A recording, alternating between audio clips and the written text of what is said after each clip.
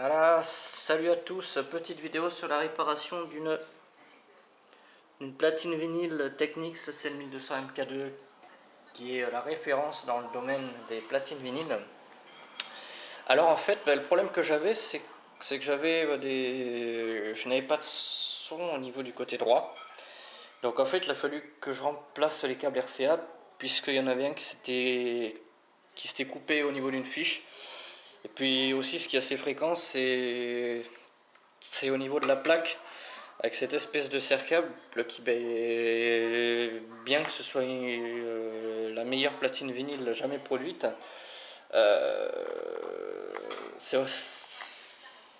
vrai que les pannes de son viennent assez souvent du fait de ce serre-câble qui en fait en deux parties et puis un endroit où ça écrase les câbles. Bon là voilà, c'est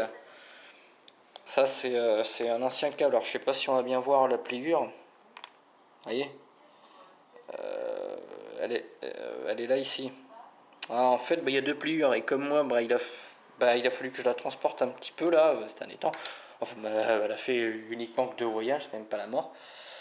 Et donc voilà, il a fallu que je ressoude les câbles. Donc je fais cette petite vidéo un petit peu pour faire voir comment c'était fait au niveau de la plaque qui est sous le bras de lecture, hein, qu'on voit ici. D'ailleurs, il y a le support de bras qui a lâché. Bon, c'est pas grave, j'avais mis la protection sur la cellule. Donc en fait, alors je sais pas si on va voir. Alors ici, la petite lettre L, ça désigne left pour gauche. Alors le câble que j'ai, ils ont dû se gourer quand ils l'ont soudé parce que oui, le rouge est à gauche à la place du blanc. Et là, il y a et là on arrive à voir, le R. Là, vous voyez. Je vais essayer de faire un petit zoom dessus. Ouais. Oulala, il sait plus faire la mise au point. Voilà. C'est là où c'est extrêmement sale. Hein. Caca boudin. Enfin bon, bref. Alors ici, c'est relativement simple. Ce qui est au centre des fils, c'est ce qui envoie le signal. Ce qui est sur les côtés, la petite tresse que j'ai soudée, à la fois pour le câble gauche et droit, c'est une connexion à la masse. Et qui se retrouve d'ailleurs avec le fil de masse et qui se termine par la fameuse cosse de chez Technics, marquée, je ne sais pas si on va voir bien, GND. Alors c'est un terme en anglais qui désigne la masse, ça s'appelle ground. Donc voilà, vous voyez que là ici il y a la masse qui est interconnectée sur cette patte et qui est aussi connectée là sur cette patte.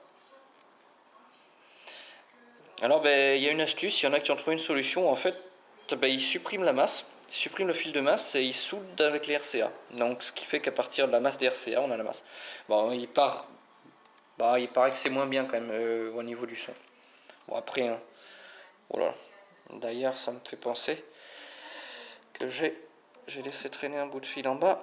Ça va peut-être pas plaire à la platoche, ça d'ailleurs. Vous voyez, hop, merde. Bon, il faudra que je coupe la vidéo.